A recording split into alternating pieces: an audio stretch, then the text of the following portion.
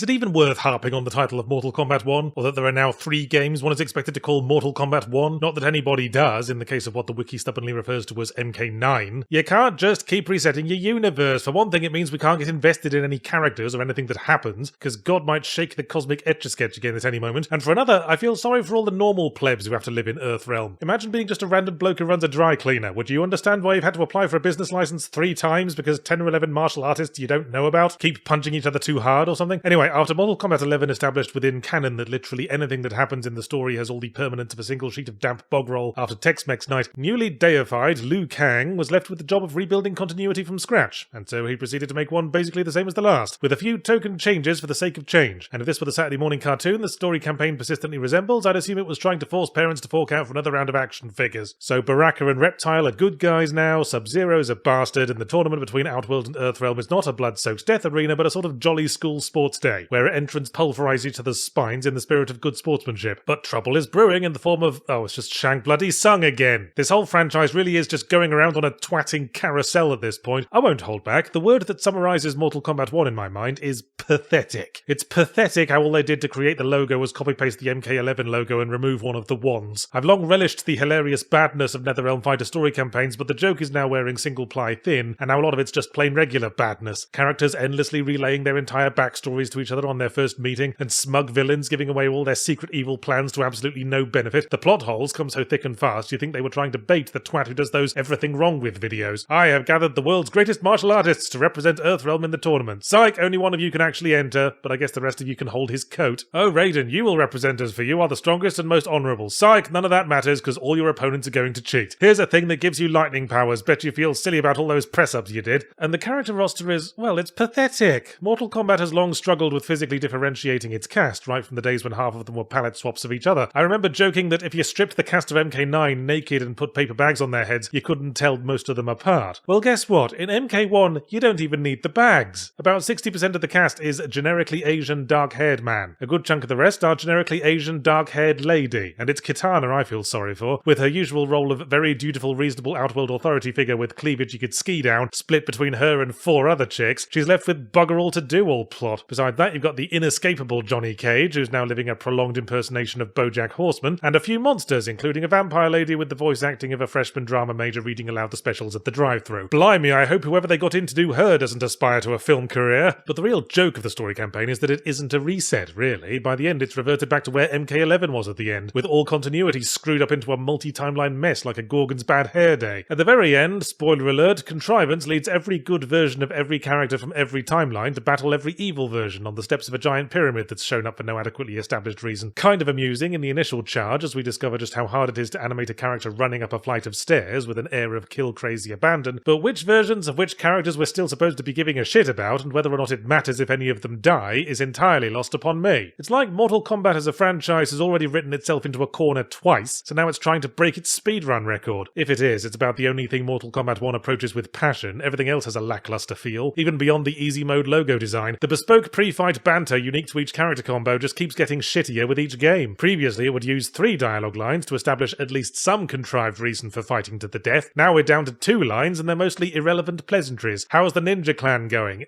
Could be worse. Roundhouse kick, commence stabbing. All of which raises the question, what exactly has been improved or added to the Mortal Kombat formula to justify a whole new installment? Are the graphics better? Not to any appreciable degree, especially not if you bought the Switch version, which looks like everyone's mildly perturbed at having had their faces sandblasted. There's a new round of fatalities to enjoy, still vastly unnecessarily cruel in a way increasingly at odds with the rest of the game's tone, but I zoned out halfway through the YouTube compilation because there's only so many ways you can pull apart a poorly secured sack of guts and deck chair parts and keep it interesting. Are the mechanics much different? Oh, I don't give Metal Gear Solid the twin shits for the mechanics of fighting games, you know that. I only play NetherRealm fighters to power through the campaign on easy mode by slapping the controller on my bum and then take the piss out of the plot. But I did note that the big new gameplay feature is the cameo system, where you are assisted during fights by another character, generally one from a previous game with even less justification for their presence than the vampire lady's voice actress at the Academy Awards. But hey, we've established nothing matters, the principal purpose being to let you potentially add additional moves to your combos, but more importantly to give you a whole extra set of dress-up dollies to kit out with the inevitable mother-hen-clucking cosmetics that NetherRealm continue to flog like stingily proportioned bags of granola at a farmer's market. And that's about all Mortal Kombat Wonk has to show for itself. I can't help comparing to Street Fighter 6. On the one hand, a bright, colourful game infused with energy and life, full of flamboyant characters, with distinct silhouettes and personalities, with a groundbreaking approach to single-player gameplay that might conceivably sell a new player on fighting games, even if it doesn't quite prepare you for them, but at least gives you the chance to beat up a fridge, which is great if you've been put on a diet and are looking for symbolic catharsis. And on the other hand, you have Mortal Kombat 1. More of the usual bollocks.